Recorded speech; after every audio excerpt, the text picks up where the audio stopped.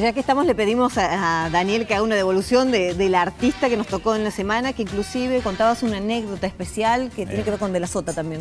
Claro, cuando estaba la exposición de este artista cordobés, José Manuel vino al Museo Carafa, que fue su última visita al Carafa, que de hecho también fue la primera visita después de haber sido gobernador.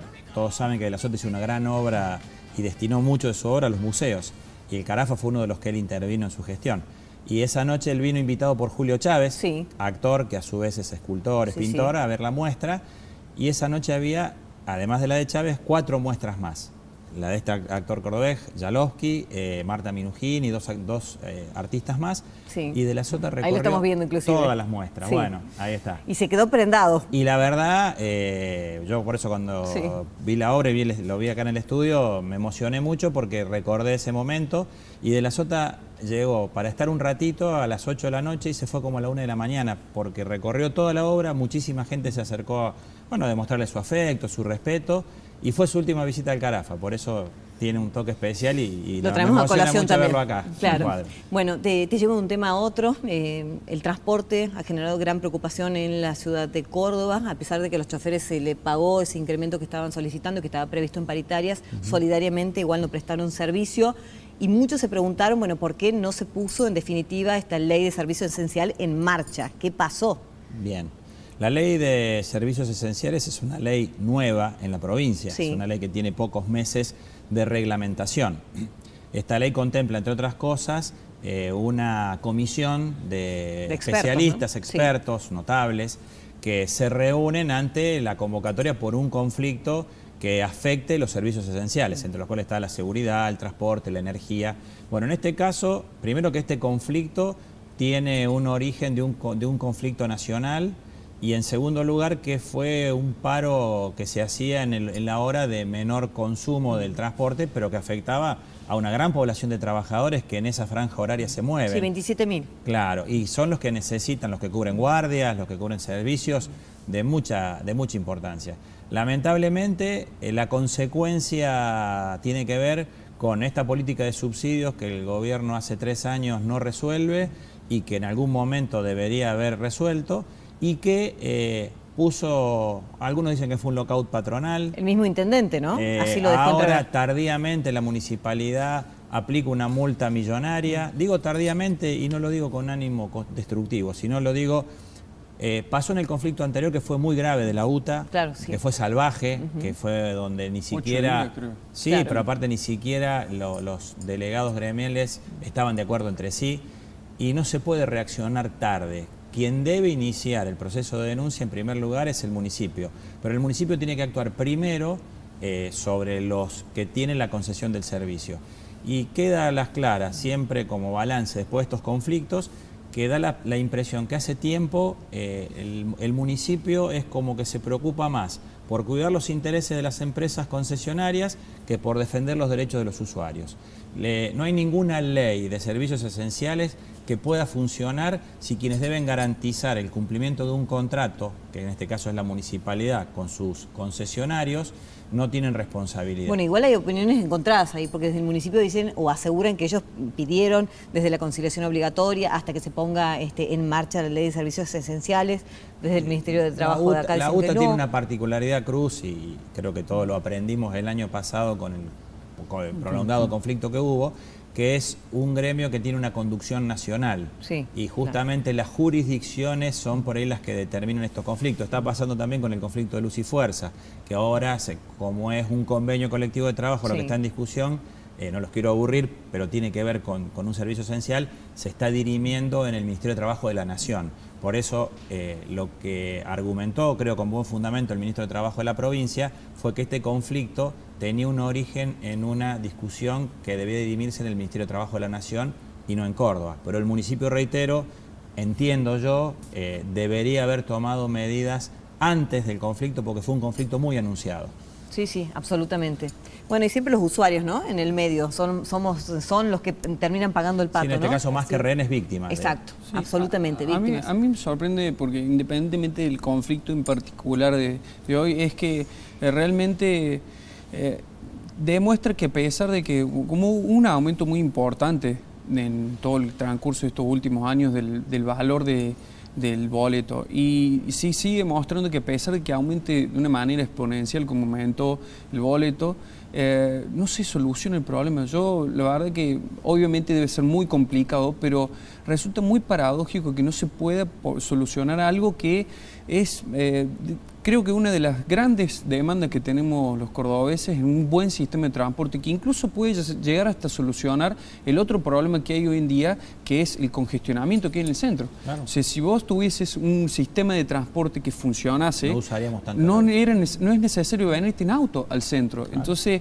realmente se había generado en ese momento la modificación de los circuitos, incluso me acuerdo que la empleada doméstica que estaba en casa se quejaba porque tenía que tomar ahora 2 colectivos, bueno, de decir que esto iba a generar un mejor funcionamiento, pero bueno, la mayoría plantea que siguen esperando 20, 30 minutos el transporte, no hay una buena frecuencia y más que todo sigue aumentando el valor del boleto que hace muy complicado incluso hasta para aquellas personas que no tienen un acceso importante. Quien logre domar el transporte, quien logre solucionar el tema de la basura y un par de cosas más en la ciudad de Córdoba y se puede considerar Gardel, ¿no? Porque hasta ahora, digamos, han sido los grandes problemas y que no encuentran una solución definitiva, ¿no? El planteo es permanente. Hace 20 años se han ido agravando muchos servicios en Córdoba y creo que la percepción, y lo digo por escuchar a la gente, que estoy en esta etapa como candidato a intendente que quiero ser, la gente mayoritariamente tiene una percepción que es lógica, dice, no recibo el servicio por el cual estoy pagando. Es como que hay una desproporción entre lo que se paga por lo que se recibe. El valor del boleto es un ejemplo, la recolección de residuos. Creo que requiere un abordaje integral. Él planteaba recién el tema del tránsito con el transporte. Creo que el transporte público debe integrar los remises, taxis, y el municipio está perdiendo otra oportunidad. Por lo de Uber era una gran oportunidad y sigue siéndolo para mejorar el servicio de taxis y remises. Ninguna aplicación va a resolver ningún problema.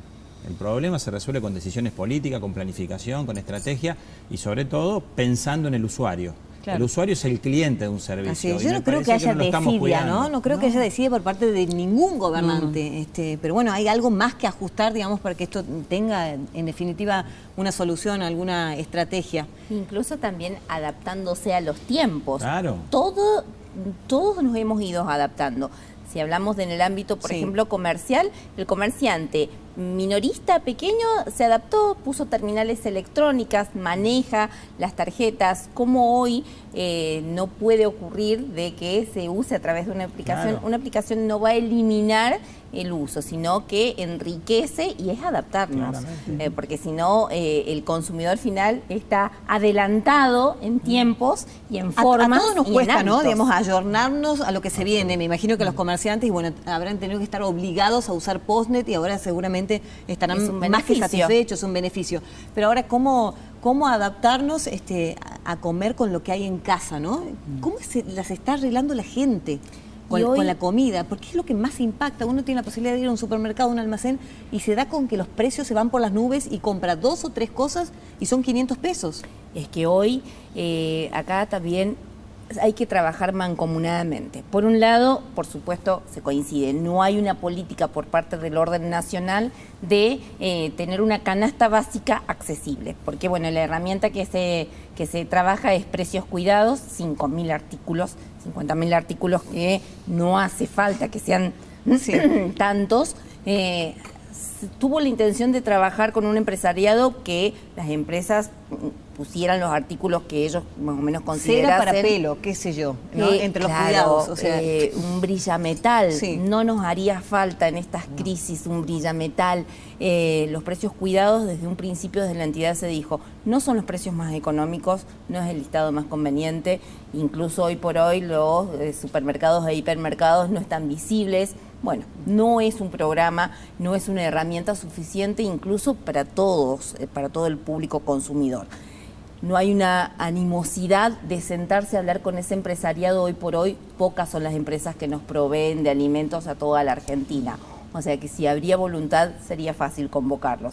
Una mesa no muy amplia porque hay una gran concentración. Sí. Por un lado, 5 son claro, por un lado son los que manejan la primera, segunda y tercera marca. Hoy por hoy, quienes tenían la oportunidad en esta crisis eran las pymes, las MIPYMES, hoy asfixiadas por todos lados. Absolutamente. Entonces, bueno, si bien tienen marcas que si bien no son trabajadas de un marketing tan amplio, uno cuando las conoce se fideliza porque son de excelente calidad. La migración fue hacia segundas y terceras marcas, eso empezó hace rato. Después empiezan las variables de consumo. Y si bien en nuestro sector hemos tenido caída de ventas, también tenemos más cantidad de clientes. ¿Por qué? Porque hay un cambio de hábitos. Hoy por hoy el argentino es muy marquista, siempre lo ha sido. No en épocas de crisis, ha aprendido a elegir, a seleccionar. Todos hemos aprendido, claro, ¿no? a visitar más unidades comerciales, porque quizás antes estaba el hábito de en un solo lugar adquirir todo. Hoy por hoy se va al lugar de especialidad, se va a la verdulería porque tiene los precios más convenientes y el producto más frescos, a la pollería que han crecido y de una forma bastante amplia en estos últimos tiempos. Se va dejando porque también acompaña al consumo, se dejó de consumir carne por sus altos precios. Entonces hoy por hoy fiambres, verduras se consiguen en excelente precio en el mismo barrio. Eso es un cambio de hábito, pero bueno, hay un cambio de hábito que ya aplicó todos los métodos y es la franja de quien trabaja en la informalidad. Porque si bien las paritarias están desactualizadas, la inflación ha sido muy alta, ningún gremio logra estar actualizado, pero bueno, las paritarias funcionan. Pero en el área informal no se llega a ningún beneficio. No hay salvaguarda. No, aparte, Sí, claro. aparte cuando se ajusta a esta clase media, que es la que genera de última este flujo para la informalidad, es para ser un poquito más concreto. O sea, antes contratabas un jardinero porque te corte el pasto y ahora lo cortas vos el pasto. Absolutamente. O sea, restringen un montón de posibilidades laborales. si tenías que pintar una pieza y bueno, te pones vos a pintarla porque, bueno, entonces eso también genera. Nosotros también lo vemos con los inquilinos. O sea, antes un inquilino llegaba el alquiler y llegaban las expensas y pagaba y ya está. Lo único que quería hacer era pagar. Ahora es la consulta permanente de, bueno, estas expensas, ¿las tengo que pagar o no las tengo que pagar? Un control mucho más exhaustivo en los gastos, porque bueno, también uno en los servicios, también el control más de los servicios, de compartir hasta cable, o compartir internet. Sí, hay como toda una lógica del consumo que también, obviamente, por la crisis uno empieza a ajustarse en esos gastos y también empieza a haber una migración, como recién lo decía, también de los inquilinos, que es algo que no se ve, que nosotros empezamos a ver que también muchas consultas de cómo hacer para rescindir anticipadamente porque el alquiler que están pagando consideran que es muy alto, entonces empiezan o a hacinarse o a ir a sectores mucho más periféricos. O sea, en su momento cuando uno decía, bueno, el estudiante de Ciudad Universitaria, ¿de dónde iba? A Nueva Córdoba. Claro. Ahora, una persona, un padre o una madre de familia que enviaba a su hijo a estudiar a Córdoba, ya no es el estudiante de Nueva Córdoba, porque hoy en Nueva Córdoba estás hablando entre 6.000 u 8.000 pesos un departamento más expensa. Entonces ese trabajador de clase media ya no puede soportar eso, entonces va a Alberdi, Alto Alberdi, la zona del centro, o barrios más periféricos. Tiene más costo de transporte para la universidad porque le queda más Sí, lejos. yo no sé cómo La están, no sé cómo comida. están haciendo los padres, ¿no? Para mandar Durísimo. desde otras provincias a sus hijos a estudiar acá. Debe ser prácticamente... Sí, lo que antes un estudiante consumía en alimentos, en enero Sí. era 2.800, hoy es 4.800. O sea, no, realmente Y al estamos papá hablando de ese la chico comida. seguramente el Una sueldo locura. no se le incrementó en ese porcentaje. Sí, ¿no? sí, incluso... Quería preguntarle a la doctora qué pasa con la gente más vulnerable, ¿no? Si llegan a hacer una consulta de este tipo, ¿no? Si llegan a una mamografía en alguna oportunidad. Bueno, en este momento uno nota que hay mucha gente que ha dejado sus prepagas. Ahí está. Son restricciones. Sí, claro. Yo lo veo a eso a diario. Y gente que me llama porque ¿a dónde la puedo atender que no sea por la obra social? Y yo lamentablemente no atiendo en ningún hospital ahora. Entonces las derivo a algún hospital donde haya gente de mi confianza. Pero mucha gente ha dejado su prepaga. Sí, sí. Después el tema de los medicamentos. También. El valor de los medicamentos.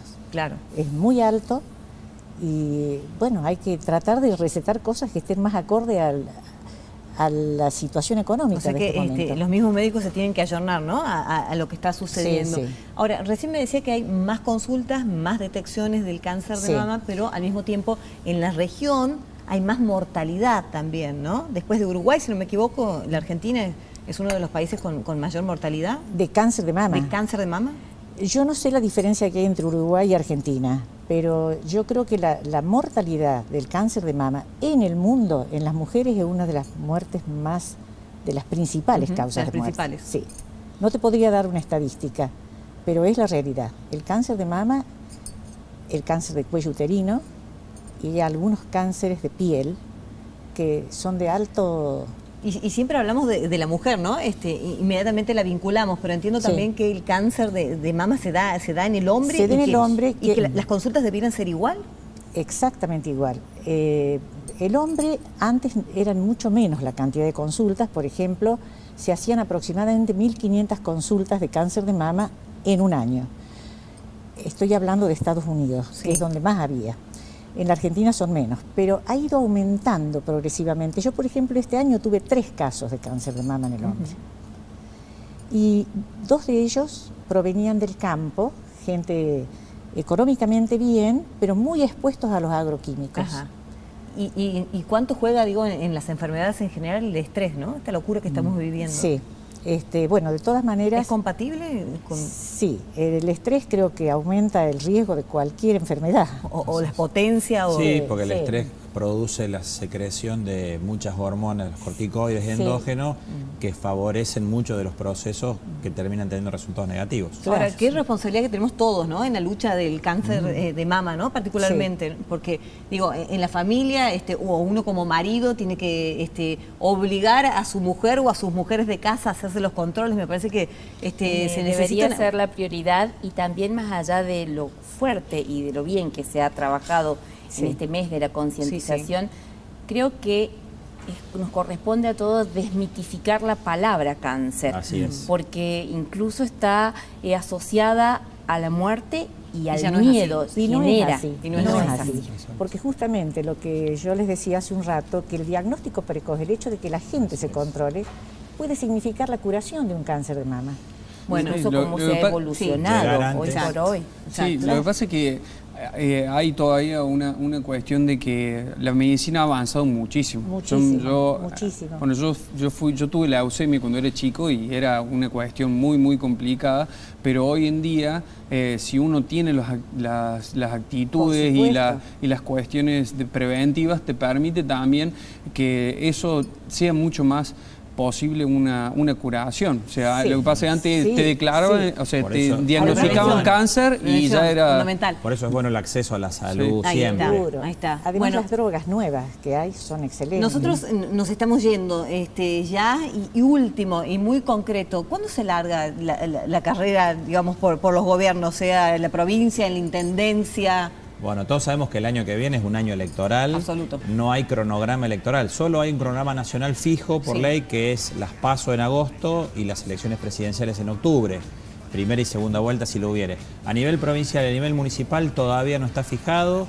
Muchos dicen que pueden ser en el primer semestre, en el segundo. Nosotros estamos trabajando para que cuando pongan las fechas tener Sí. trabajado un proyecto, un equipo para resolver todos estos graves problemas que tienen solución. Ojalá, Ojalá. Tienen solución. Bueno, sí. muchas gracias a todos. Vamos a hacer Gracias. una nueva pausa y vamos a seguir admirando y mirando más cuadros, más pinturas que les presentábamos recién. Fíjense lo que son óleo en tela y óleo también en papel. Pertenecen a Lucas Jalowski. Se lo podía ver hace poco en el Carafa, pero seguramente si uno lo sigue a través de las redes sociales, que allí están puestas, bueno, va a poder admirar mucho más lo que viene haciendo. Pausa, ya venimos.